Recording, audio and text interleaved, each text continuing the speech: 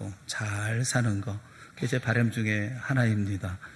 영적으로 잘 사는 것은 물론이거니와 경제적으로도 우리 모두가 부자가 되기를 바라는 것입니다. 이삭에 대해서 성경이 그렇게 말씀하셨어요. 그 사람이 창대하고 왕성하여 마침내 거부가 되어. 이렇게 이삭처럼 세상 모든 사람의 시기를 받을 정도로 우리 성도들 모두가 다 부자가 되었으면 참 좋겠습니다. 돈이 없어서 제대로 치료를 받지 못하고, 또 물질이 없어서 공부를 시키지 못하고, 또 힘겹고 어렵게 살아가는 분들을 보면서 이 땅을 살아가는데 물질은 정말 중요한 것이구나 하는 것을 늘 절감합니다. 어느 경제학 교수는 성경에는 어떤 경제학 교과서보다도 경제에 대해서 더 많이 강조하고 있다, 그렇게 말씀하셨어요. 그분의 말씀에 의하면 신구약 성경 전체에서 경제와 경영에 대해서 언급하고 있는 구절이 무려 15,600번이나 된다라고 말씀하셔요. 그러면서 그런 점에 있어서 성경은 탁월한 경제학 교과서이고 경영 교본이다, 그렇게 말씀을 하십니다. 실제로 이 성경을 경제 교과서로 삼은 민족이 있죠. 이스라엘입니다. 이스라엘은 우리나라의 강원도 정도의 크기입니다. 인구는 850만 명쯤 돼요. 땅은 준사막입니다. 사막에 준하는 그런 땅입니다. 그런데 850만 인구가 식량을 자급하고, 그리고 농축산물을 수출까지 합니다. 이스라엘의 GDP는 42,115달러예요. 이 세계 22위입니다. 23위가 일본이에요. 일본보다 앞섭니다. 비결이 뭘까? 그 작은 나라가 이렇게 잘 살게 된 이유가 뭘까? 그들은 토라 농법을 했다고 얘기를 합니다. 토라 농법. 이 토라는 말씀이에요. 율법. 하나님의 말씀. 말씀으로 농법을 개발했다는 거죠. 성경에 어디 농사법에 대해서는 말씀하고 있나요? 이분들이 말씀하는 것은 이사야서 43장 18절에서부터 21절의 말씀은 그 말씀을 고스란히 따라서 했다는 거예요. 18절의 말씀에 보면 너희는 이전 일을 기억하지 말며 옛날 일을 생각하지 말라라는 말씀을 보면서 사막에는 농사가 안 된다, 황무지에는 수확이 안 된다는 고정관념을 버렸다는 것입니다. 이스라엘은 사막이 태반이니까 농업으로 자립할 수 없다거나 농산물은 외국에서 사다 먹어야 한다는 이런 생각부터 버렸다는 거예요. 보라, 내가 새 일을 행하리라는 이 말씀을 생각하면서 새로운 농업, 새로운 사업을 일으키라는 말씀으로 받았다는 것입니다. 이제 나타낼 것이라 너희가 그것을 알지 못하겠느냐? 반드시 내가 광야의 길을 사막의 강을 내리니 라는 그 말씀을 보면서 황무지, 사막, 광야의 농로를 닦고 수로를 열었습니다. 이 말씀을 근거로 해서 갈릴리 호수에서 400km나 되는 길에 수로로 물을 끌었어요. 이 400km라고 하면 부산에서 서울까지 가는 그런 고속도로의 길이만큼 되어집니다. 그래서 광야의 길을 내고 사막의 강을 열은 것입니다. 그런데 사막에 물만 있으면 될 줄 알았는데 이 곡식이 자라질 않더라는 것입니다. 과학자, 농학자들을 데려와 조사를 했더니 연기와 알칼리성 때문에 염도가 너무 높아서 농사가 안 되더라는 거예요. 그래서 이 사람들은 연기에 강한 작물을 심기로 했습니다. 찾아보니까 귤과 오렌지가 적합하더라. 그런데 귤과 이런 오렌지만 자라는 것으로 되는 게 아니라 다른 나라에 팔아야 되기 때문에, 그래서 최고의 품질, 최고 수준의 귤을 만들어야 되는데, 그러려고 하면 비료나 농약을 쓰지 않고 순전히 퇴비로만 해야 된다. 그래서 다시 연구를 했어요. 1헥타르 약 3,000평 귤밭에 퇴비를 주려면 젖소 70마리와 돼지 300마리를 한 단위로 키워서 거기서 나오는 퇴비를 발효시켜서 3,000평 귤밭에 주면 정말 질 좋은 귤을 생산할 수 있다고 하는 것을 연구해냈습니다. 게다가 태양과 일조량이 강해서 이 귤에는 단맛이 최고라는 것이죠. 어느 곳에 가든지 이스라엘에서 나오는 귤은 가장 비쌉니다. 하나님의 말씀을 사막 한가운데 적용해서 농업의 활로를 열었던 것입니다. 마지막 절에 이 백성은 내가 나를 위하여 지었나니 나를 찬송하게 하려 함이니라. 이 말씀이 유대인의 토라 농법의 결론이라는 거예요. 이들은 농업을 해도 자식 교육을 시켜도 궁극의 목적은 하나님께 영광을 돌리는 것이었습니다. 그렇게 부강한 나라를 만든 나라가 이스라엘입니다. 우리는 다시 돌아가야 합니다. 하나님이 뭐라고 명령하셨는지 그 명령을 따를 때 토라 경영을 하게 되어질 것입니다. 우리가 이렇게 하나님의 말씀대로 행해 나아갈 때 우리는 잘 살게 되는 것입니다. 하나님의 명령을 따라 순종하며 살았던 아브라함처럼, 이삭처럼, 야곱처럼 경제적인 풍성함도 누리게 되어질 줄로 믿습니다. 오늘 우리는 하나님의 사람이 하나님이 사람을 만드시고 내리신 첫 번째 명령을 지금 살펴보고 있습니다. 이 명령을 생각하고 토라 경영이 무엇인지, 우리의 삶을 어떻게 경영하는 것인지, 하나님께서는 사람을 만드시고 난 후에 우리에게 어떤 명령을 내리셨는지에 대해서 우리가 관심을 가지고 다시 한번 살펴보려고 하는 것입니다. 하나님은 사람에게 두 가지 명령을 내렸습니다. 첫째는 생육하고 번성하여 땅에 충만하라 라는 명령이고, 두 번째는 정복하고 다스리라 라는 명령입니다.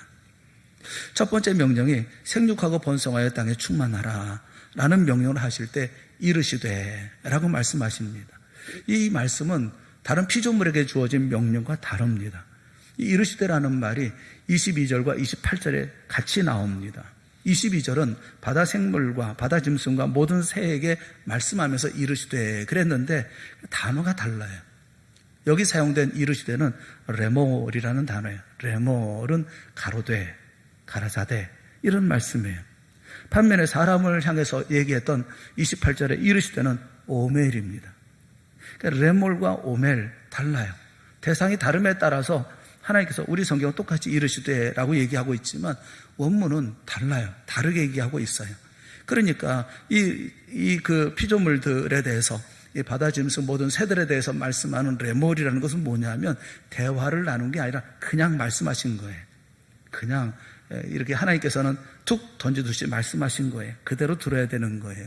그런데 오멜은 여기 이르시되라는 이것은 바로 인간에게 말씀함, 사람에게 말씀하신 거예요. 복을 선포하시고 인간에게 주시는 최초의 계시이고 또 하나님께서 복을 주는 하나님의 긍휼과 자비의 말씀을 주고 계시는 거예요. 오늘날 세상은 사람의 가치를 존재론적으로 인정하려고 하지 않습니다. 사람을 기능과 그 능력을 기준해서 사람을 분류합니다. 사람을 분류하고 그것을 계급으로 만듭니다. 그런데 오늘 본문의 말씀처럼 하나님은 사람 누구에게나 명령하신 거예요. 이렇게 복을 주시고 이렇게 사명을 주신 것입니다. 하나님이 이스라엘 백성을 애굽의 노예 생활에서 벗어나게 하려고 모세를 부르셨을 때 모세는 두려워합니다. 그래서 하나님께 그렇게 말씀하죠. 나는 입이 뻣뻣하고 혀가 둔한 자입니다. 그도 그럴 것이 그에게는 바로 왕과 맞설 만한 힘도 없었고 능력도 없었고 재능도 없었습니다. 그러나 이스라엘 백성들에게 자유가 필요한 것도 부인할 수 없는 사실이고 모세를 하나님께서 부르신 것도 사실이에요. 한 사람에 대한 부르심, 소명은 은사와는 별개의 것입니다. 우리가 받은 소명은 나의 은사와 일치할 수도 있고 그렇지 않을 수도 있어요. 하지만 하나님께서 어떤 일을 위해 우리를 부르셨다면 믿음으로 그 일을 해야 하는 것이 맞습니다. 하나님 이스라엘 백성을 애굽에서 이끌어내기 위해서 모세를 부르셨고 모세는 자기가 그 일에 특별한 재능이 없고 은사가 없다는 그런 핑계를 대려고 합니다. 그런데 하나님은 그 모든 핑계들을 무시하고 말씀하셨어요. 그것이 출애굽기 4장 11절 12절에 있는 말씀입니다. 우리 다 같이 한번 같이 보겠습니다. 시작. 누가 사람의 입을 지었느냐?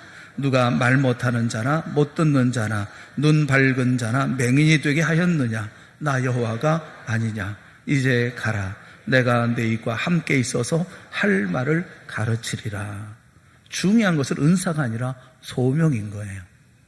하나님께서 우리에게 이르시되 오멜 말씀하시면서 소명을 주십니다. 이건 모든 사람에게 주어진 소명이에요. 각각의 은사가 다르기 때문에 소명이 다른 게 아니라 우리 모두에게 주어진 소명이에요. 그 소명이 무엇입니까?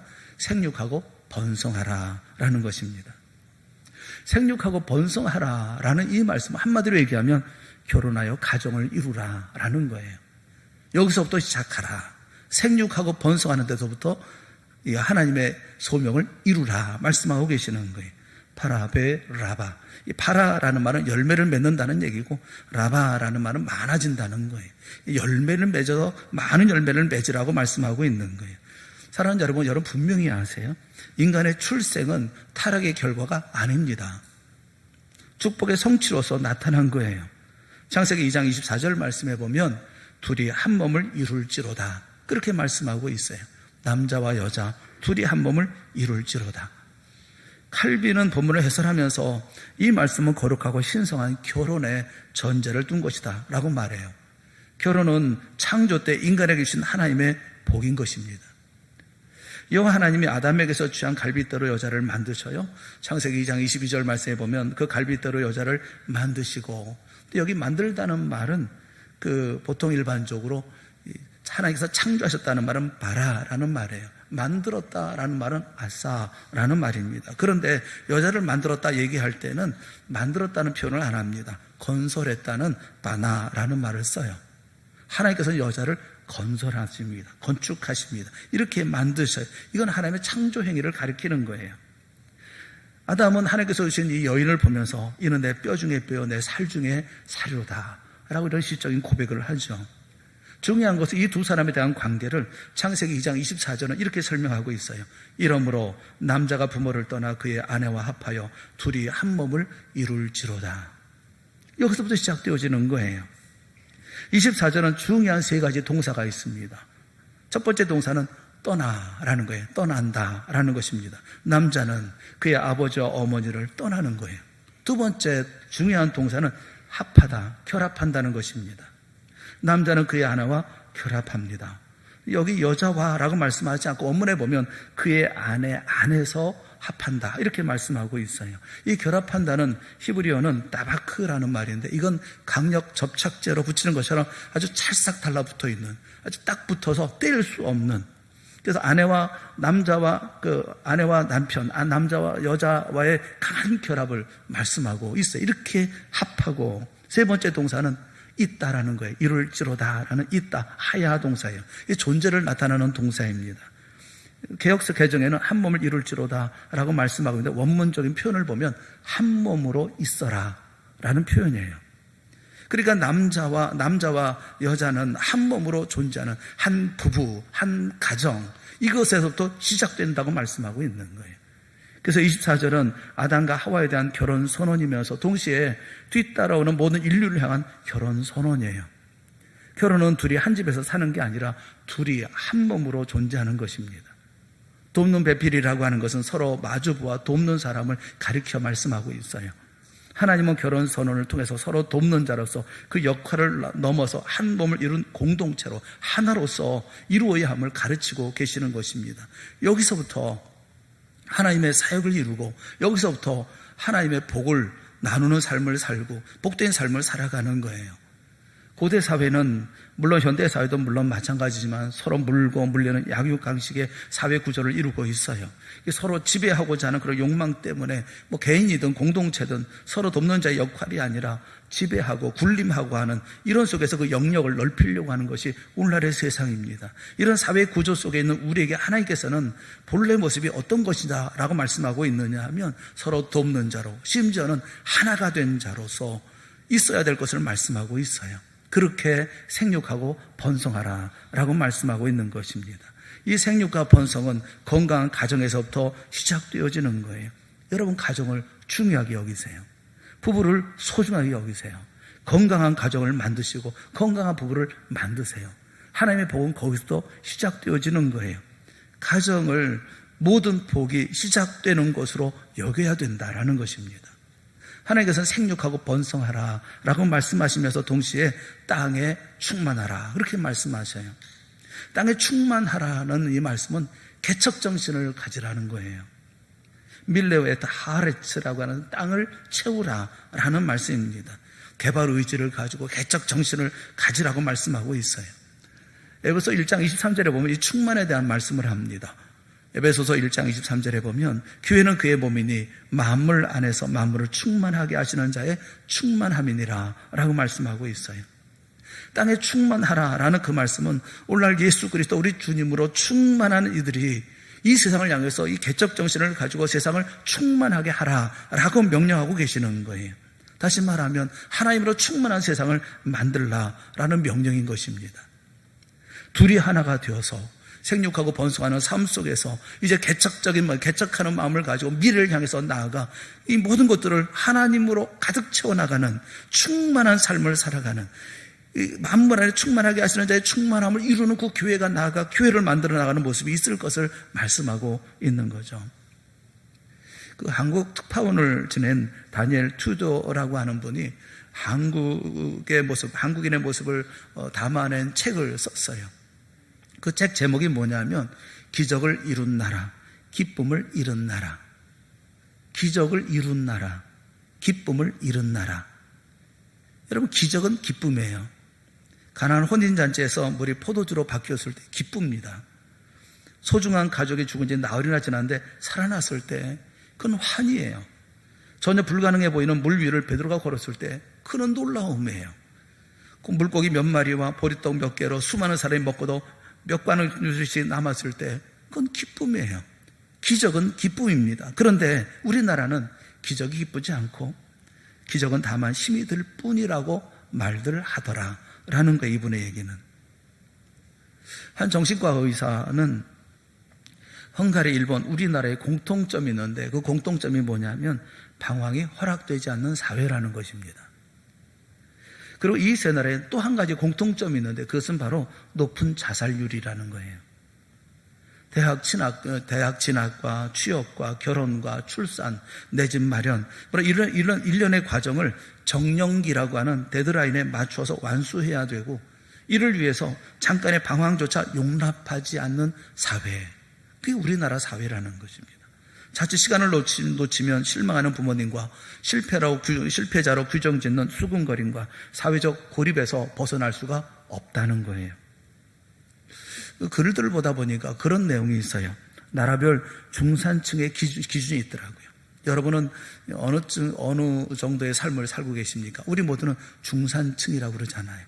근데 각 나라마다 중산층을 이렇게 구별하는 기준이 있어요. 영국은 어떻게 기준을 하고 있냐면 중산층이 어떤 사람을 중산층이라고 부르냐면 페어플레이를 하는 사람, 자기 주장과 신념을 가진 사람, 그러나 독선을 지니지 않은 사람, 약자를 두둔하고 강자에 대응하는 사람, 불의, 불평, 불법에 의연하게 대처하는 사람, 이런 사람이 중산층이랍니다. 프랑스는 중산층의 기준이 또 달라요. 프랑스는 외국어 하나 정도 구사해서 폭넓은 세계 경험을 가지고 있는 사람, 한 가지 이상의 스포츠를 즐기거나 하나 이상의 악기를 다룰 수 있는 사람, 남들과 다른 맛을 낼 수 있는 별미 하나 정도는 만들어서 손님을 대접할 수 있는 사람, 사회봉사단체에 참여해서 활동하는 사람, 남의 아이를 내 아이처럼 꾸짖을 수 있는 사람, 이런 사람이 중산층이라고 얘기를 한다고 그래요. 우리나라는 어떨 것 같아요? 직장인 대상으로 설문을 조사했어요. 중산층이 뭐가 중산층이냐라고 물어보니까 우리나라의 중산층이란 부채 없이 아파트 평수 30평 이상 가지고 있는 사람, 월급여 500만 원 이상인 사람, 자동차는 2000cc급 중형차를 가진 사람, 예금 잔고액이 1억 원 이상인 사람, 해외여행은 1년에 몇 번 다녀오는 사람, 이 사람이 중산층이라는 거예요. 우리나라는 다 숫자로 평가해요. 숫자로. 그 숫자 속에서 우리는 자기 위치를 찾습니다. 서열을 정합니다. 우리는 열심히 그 숫자를 따라가요. 여러분, 삶의 모든 것을 숫자로 측정할 수 있습니까? IQ가 지혜를 측정할 수가 없고, 친구의 숫자가 관계의 깊이를 증명할 수 없습니다. 집의 평수가 가족의 화목을 보장할 수가 없고, 연봉이 그 사람의 인격을 대변할 수가 없어요. 진정한 가치는 숫자로 측정되지 않습니다. 삶에 정말 중요한 것은 숫자가 담을 수 없는 것들에 있어요. 세상의 소리에 함몰되지 마세요. 세상의 기준에 여러분 묻혀 살지 말아야 되는 거예요. 우리는 하나님의 자녀예요. 왜 세상이 정한 기준에 따라 삶을 살아갑니까? 여러분, 각자의 길을 개척하세요. 왜 남이 갔던 길을 가려고 합니까? 그 길은 그 사람의 길일 뿐인 거예요. 내 길은 아닌 거예요. 내 인생도 아닌 거예요. 내 소명도 아니지 않습니까? 여행을 처음 떠나는 사람은 이사 수준의 짐을 가지고 가더라고요. 다 필요할 것이라고 생각해서 짐을 바리바리 싸가는데 보면 이민 가방 들고 다녀요. 이게 여행 가면서 처음 여행 가는 사람들은 가방이 엄청 커요. 여행을 많이 다니는 사람, 여행을 잘하는 분은 언제나 가볍습니다. 보면 짐도 배낭 하나 들고 가요. 입고 있는 옷이 낡거나 좀 문제가 생기면 현지에서 조달하는 거예요. 있으면 다 현지에서 다 조달하는 거예요. 우리는 삶이 불안하다면서 너무 많은 짐을 챙기지만 사실 그렇게 많은 짐이 필요하지 않습니다. 삶이라는 오랜 여정이에요. 오랜 여행과 같아요. 최대한 가볍게 살아야 지치지 않는 법이에요. 여러분, 여행 내내 한 번도 꺼내지 않을 짐이라면 버리는 게 맞잖아요. 여러분, 우리에게 하나님께서 주신 세상이 있어요. 이 세상을 짐 바리바리 싸가지고 그 속에 안주하며 삶을 살아가시렵니까? 그거 다 가지고서 만들어가지고 그래서 그 짐 속에서 파묻혀 삶을 사시렵니까? 우리는 그렇게 살 사람들이 아니에요. 하나님의 아들, 딸들이요, 가정을 소중히 여기세요. 생육하고 번성하세요. 개척정신으로 땅에 충만하세요. 그게 우리가 가야 할 길인 거예요. 우리가 하나님의 놀라운 복을 누리도록 주님께서는 이렇게 우리에게 개척정신을 가지고 그리고 다시 탐구하는 마음을 가지고 세상의 처음의 모든 일들을 감당해 나가도록 말씀하고 계세요. 충만하라, 충만하라, 충만하라 말씀하고 계시는 거예요. 두 번째 명령이 뭐냐면 땅을 정복하라, 그리고 다스리라, 그렇게 말씀하셔요. 이 정복한다, 땅을 정복한다는 카바시라는 이 말은 다스린다, 통치한다는 말과는 다른 말입니다. 이 카바시라는 말은 발로 밟는다 혹은 주무른다, 그런 뜻을 가지고 있어요. 마음대로 하는 거예요. 땅을 정복한다고 하는 것은 땅을 내 마음대로 할 수 있다는 것을 말하는 거예요. 어떤 땅을 차지하거나 그 땅 가진 것을 내가 거기서 모든 것을 거기서 얻거나 착취하거나 이런 것이 얘기하는 게 아니에요. 세상을 내 마음대로 주무를 수 있는, 내가 마음대로 할 수 있는, 다시 말하면 하나님께서 우리에게 주셨던 소명을 가지고 나눔과 섬김으로 세상을 완전 정복하라고 말씀하고 계시는 것입니다. 세상의 정복이라고 하는 것은 반드시 부익부 비직비를 낳게 마련인 거예요. 그런데 우리들의 정복은 그런 게 아니라는 거예요. 세상 모두를 다 하나가 되게 만들고 정말 하나님의 나라로 만들고, 그리고 하나님께서 우리에게 주셨던 사랑을 가지고 희생을 가지고 헌신을 가지고 은혜를 가지고 긍휼을 가지고 이 세상을 정복해 나가라고 말씀하고 계시는 거예요. 장애우를 위해서 직업훈련소를 운영하던 분이 계셨는데 그분이 집세를 내지 못해서 쫓겨날 지경이라는 것이 기사에 나왔어요. 그런데 이틀 후에 또 다른 기사가 나왔습니다. 40대 주부가 찾아와서 집세를 내주고 그리고 겨울을 날 수 있는 비용까지 다 주었다. 근데 그분이 남긴 쪽지에 뭐라고 그랬냐면 이것은 하나님의 심부름이다 라고 쪽지를 남겼다는 거예요. 여러분, 그것이 정복하는 거 아닌가요? 세상을 마음대로 주무르는 게 아닌가요? 돈의 노예가 된 게 아니라, 물질의 노예가 된 게 아니라 이것으로 누군가를 도와서 하나님의 나라를 만들어가는 삶을 살아가는, 이게 정복하는 거 아닙니까? 이렇게 땅을 정복함으로 성취되는 게 뭐냐면 다스림이에요. 정복하고 그리고 다스리는 거예요. 26절 말씀에 보면 우리의 형상을 따라 우리의 모양대로 우리가 사람을 만들고 모든 것을 다스리게 하자. 여기 핵심은 뭐냐면 다스리게 하자라는 말입니다. 이게 다스린다는 말은 라다예요. 라다라는 말은 경영한다, 관리한다, 보호한다라는 거예요. 경영한다, 관리한다, 보호한다. 보호하고 지키고 관리하고 경영하는 거예요. 성경적인 경제와 경영의 출발점은 하나님이 만드신 이 세상 모든 피조물을 라다하는 거예요. 경영하고 관리하고 돌보는 거예요. 아담과 하와가 에덴동산에서 뭘 하며 살았을까 궁금하지 않습니까? 먹고 놀았을까? 나무 밑에서 새소리 들으면서 과일 따먹고 놀았을까? 여러분 아시지만 한 열흘 정도 놀다 보면 지겨워 못 놀아요. 어제도 놀고 오늘도 놀고 내일도 놀고 그러면 사람 병듭니다. 에덴 동산에서 아담과 하와는 논 것이 아니에요. 창세기 2장 15절 말씀에 보면 여호와 하나님이 그 사람을 이끌어 에덴 동산에 두어 그것을 경작하며 지키게 하시고 라고 말씀하고 있어요. 성경은 사람에게 주신 첫 번째 주어진 직업이 경영관리직이라고 말씀하고 있습니다. 우리는 다스리는 일을 하는 거예요. 어떤 분들은 우리가 예수 믿는 사람은 가난하게 살아야 되는 게 맞는 것처럼 말씀하는 분이 계셔요. 왜 우리는 가난해야 될까? 왜 우리는 어려워야만 할까? 왜 그래야만 하는 거죠? 그리고 그 자리에 머물러서 아무것도 하지를 않아요. 여러분, 다스린다고 하는 그런 관점에서 우리가 이 모든 것을 바라봐야 되는 거죠. 내가 가지고 있는 것을 다스리는 자로서 있어야 되는 것이지, 내가 얼마나 얻을까를 생각할 때 언제나 가난 속에 있으면 되겠어요? 제가 무슨 기복신앙을 얘기하는 것이라고 생각하면 그렇게 생각해도 좋아요. 여러분, 물질이나 이 재산이 문제가 아니에요. 재물이 문제가 아니에요. 문제는 다스리는 게 문제죠. 얼마를 가지고 있느냐 하는 것이 중요한 게 아니잖아요. 하나님은 이 세상 모든 것을 다 주셨지 않습니까? 그러면 가장 엄청난 부자가 아니에요? 그리고 그것을 다스릴 줄 알아야 되는 것이 아니겠습니까? 다스린다고 하는 말이 뭐냐면 책임을 진다는 거예요.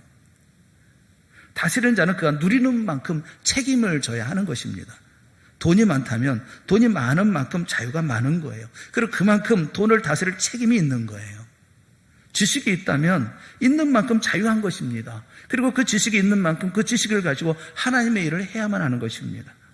주어진 만큼 자유가 있고 자유가 있는 만큼 책임이 있는 거예요. 마태복음 5장 9절 말씀에 보면 화평하게 하는 자는 복이 있나니 그들이 하나님의 아들이라 일컬음을 받을 것이며 라고 말씀하고 있어요.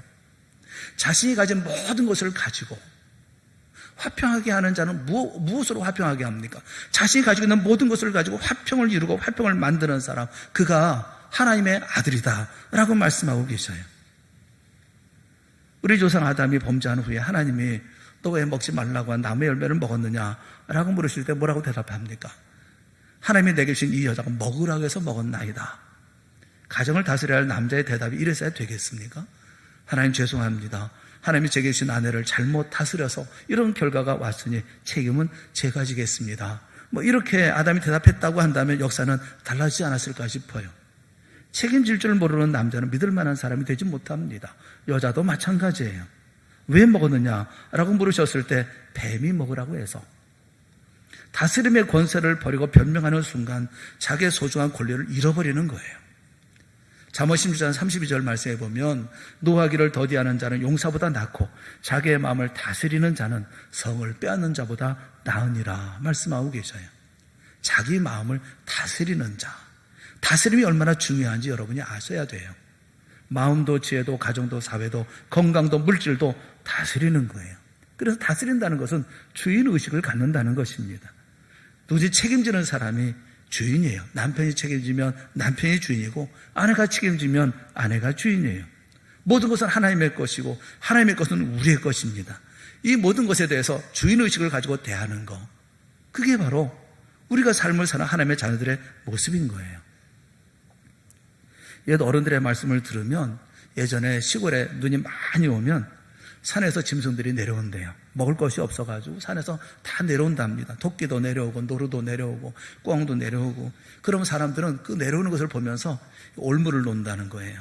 이 동물들을 잡으려고 사냥할 준비를 한다고 합니다. 다 올무를 놓고 내려온 것들을 다 잡으려고 그런대요. 그런데 어디서 얘기를 들어보니까 미국에서는 눈이 많이 오면 동네 사람들이 다 나와가지고 동물들이 굶지 않게 눈 위에다가 신문지를 깔고 먹이를 놓아둔다는 거예요. 먹이를 많이 놓아둔다는 거예요. 그리고 멀찌감치 서서 그 짐승들이 나와서 먹는 것을 아주 기쁜 마음으로 즐겁게 바라본다는 거예요. 뭐가 다스리는 거예요? 다스린다는 것은 굶으면 먹이라는 거예요. 다스린다는 것은 보호하라, 사랑하라는 것입니다. 다스리라는 것은 잡아먹으라는 게 아니에요. 성 프란시스는 동물과 이야기했다라는 말이 있어요. 얼마나 영적인 깊은 생활을 했는지 동물과도 이야기가 통했다라고 말을 해요. 여러분, 그냥 흘려들을 얘기는 아니에요. 사랑으로 다스리고 긍휼로 다스려서 보호하는 책임을 우리에게 주신 것이죠. 다스릴 줄 아는 사람, 그런 사람이 되어졌을 때 하나님께서 그 많은 것을 주는 게 아니겠어요? 그 다스리면 원리가 있어요. 겸손이 원리예요. 하나님은 사울왕이 겸손할 때 왕위에 올려놓으셨고 사울왕이 교만할 때 폐위시켰습니다. 겸손이 아닌 것으로 다스릴 때 폭군이 되고 때로는 노예가 되고 원수도 되는 거예요.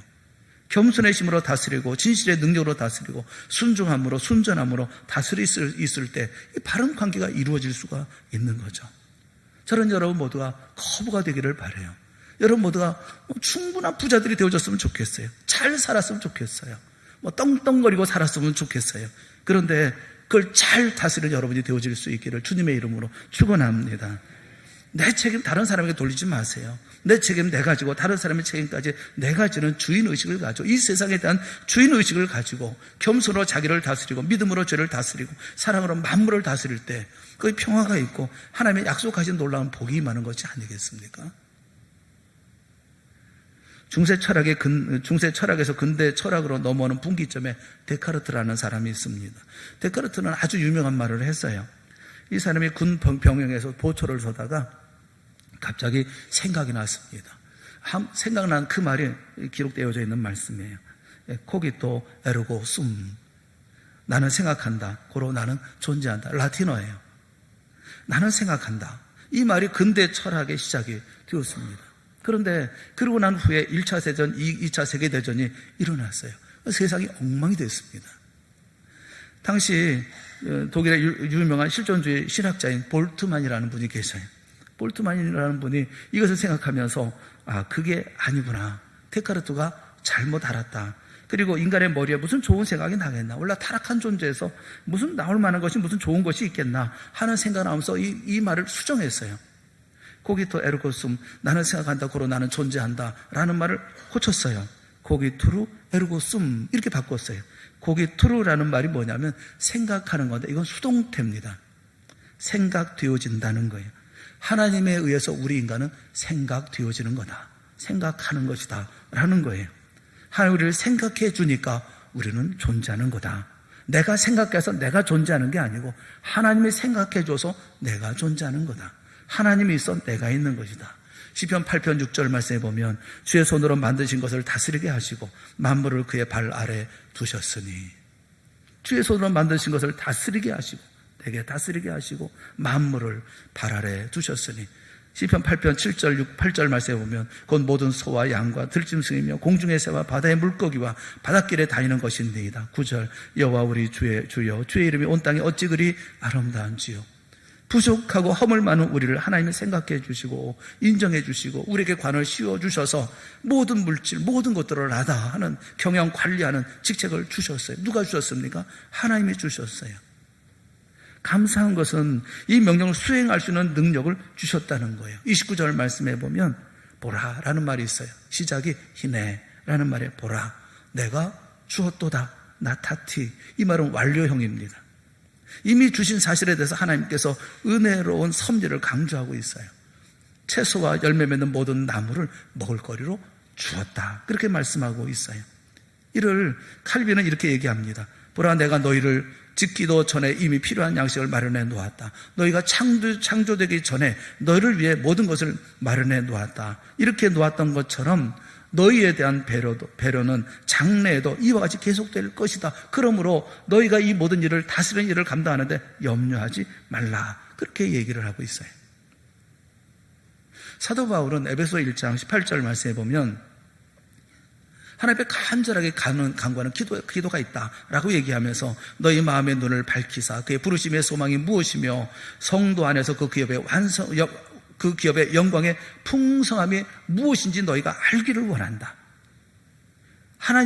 주님께서 우리를 부르신 부르심의 소망이 무엇이고 성도 안에서 그 기업의 영광의 풍성함이 무엇인지 너희가 알기를 원한다 라고 얘기하면서 바로 이어서 어떤 말씀을 하냐면 1장 19절 상반절에 보면 그의 힘의 위력으로 역사하심을 따라 핵심이 뭐냐면 하나님의 막강한 힘이 있다 하는 거예요. 하나님의 강력한 힘이 있다. 그 힘의 위력으로 역사하는 그리고 그 하반절은 뭐라고 얘기합니까? 믿는 우리에게 베푸신 능력의 지극히 크심이 어떠한 것을 너희로 알게 하시기를 구하노라. 우리에게 베푸신 능력의 지극히 크심이 어떠한 것을 너희가 알기를 구하노라. 사도 바울은 주의를 감당해 나갈 때 주님께서 어떻게 역사하시는지 그 가운데 얼마나 그 큰 힘의 위력으로 역사하시는지 베푸신 능력의 지극히 크심이 어떻게 대단한 것인지 그는 알고 그래서 너희도 이것을 알기를 원하노라. 이 하나님의 강력하고 막강한 힘을 너희가 알았으면 정말 좋겠구나. 하나님의 막강한 엄청난 파워가 너희를 통해서 역사한다는 것을 너희가 알았으면 좋겠다라고 말하고 있어요. 우리가 하나님의 명령을 따라서 생육하고 번성하여 땅에 충만하고 땅을 정복하고 다스리려고 할 때 하나님께서는 하나님의 엄청난 힘이 우리를 통해서 나타나게 되어질 것을 말씀하고 계시는 거예요. 열심히 일해서 부자가 됐으면 좋겠어요. 주의 말씀대로 살아서 생육하고 번성하고 땅을 정복하고 세상을 다스리는 힘있고 능력 있는 그런 사람들이 됐으면 좋겠어요. 이 하나님께서 도우신다고 말씀하고 있는데 이것이 우리의 지상 명령이라고 한다고 한다면 그 모든 걸 열심히 일해서 일하고 그래서 얻어서 다스려야 될 거 아니겠어요? 말씀대로 살아보자고요. 우리도 토라 경영을 해서 잘 살아보자고요. 사업도 좀 큰 사업 해보고 가게도 큰 가게를 하고 하는 일마다 번뜩이는 창조적인 개척 정신으로 인생을 만들어 가자고요. 하나님의 명령을 하나님을 닮은 삶을 살라는 거예요. 이 땅에 나가서 충만하라는 거예요. 남이 가보지 못한 곳으로 가보고 남이 하지 않은 일을 남이 해보지 않은 방법으로 감당하자는 거예요. 마냥 주저앉아만 있으니까 하나님은 계속 우리에게 질문하고 계시는 거예요. 네가 어디에 있느냐? 누가 너의 벗었음을 네게 알렸느냐? 네가 어찌하여 이렇게 하였느냐? 주님께서 묻고만 계시잖아요. 우리 주님이 주의 영광을 위해서 모든 일을 우리 모든 일을 할 때에 우리가 어떤 일이든지 주의 영광을 위해서 할 때에 주님께서 함께하여 주실 줄을 믿습니다. 필요한 것으로 채워주실 줄로 믿습니다. 필요한 사람 주시고 필요한 물질 주시고 필요한 기술 주시고 필요한 상황과 필요한 힘을 우리 모두에게 채워주실 줄로 믿습니다.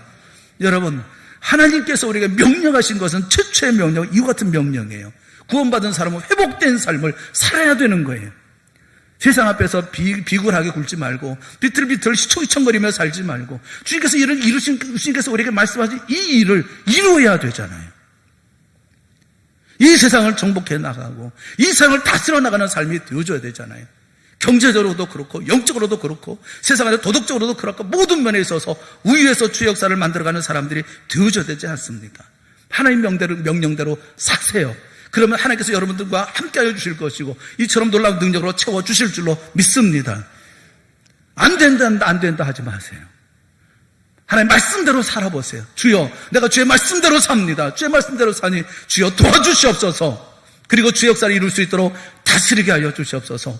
기도해 나갈 때 우리는 이 역사를 이루게 되어질 줄로 믿습니다. 세상 다스리는 우리 모두가 다 되어질 수 있기를 주님의 이름으로 축원합니다. 기도하겠습니다. 사랑하는 하나님 아버지, 우리에게 믿음을 주시옵소서. 눈을 열어 주시옵소서. 아담과 하와에게 주셨던 그 명령을 오늘 우리가 받습니다. 생육하게 하시고 번성하게 하여 주시옵시고 땅에 충만하게 하여 주시옵소서. 정복하게 하시고 다스리게 하여 주시옵시고 세상 가운데 하나님의 나라를 만들어가게 하여 주시옵소서. 불평하지 않게 하시고 원망하지 않게 하여 주시옵시고 저 구석에서 그늘진 곳에서 원망자와 사실을 힘들게 스스로 자학하는 자리 가운데 있지 아니하도록 주여 은혜 베풀어 주시옵소서. 하나님의 자녀다운 삶을 살게 하시고 능력 있고 힘 있는 하나님의 도우심으로 말미암아 이곳 승리하는 역사가 우리 가운데 있게 하여 주시옵시고 마침내 다스리는 우리 모두가 되게 하여 주시옵소서. 예수님의 이름으로 기도드리옵나이다. 아멘.